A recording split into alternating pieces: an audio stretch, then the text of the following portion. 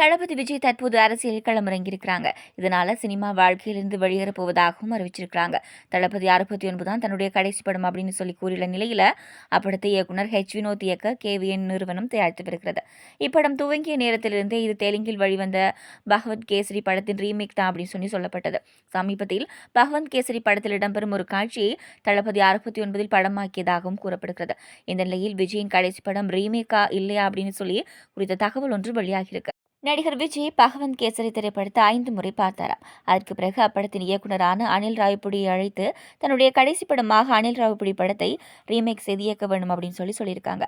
ஆனால் ரீமேக் படத்தை இயக்க முடியாது அப்படின்னு சொல்லி விஜயின் கடைசி படத்தை இயக்கும் வாய்ப்பு இயக்குனர் அனில் ராவிப்பூடி நிராகரிச்சிருக்காங்க.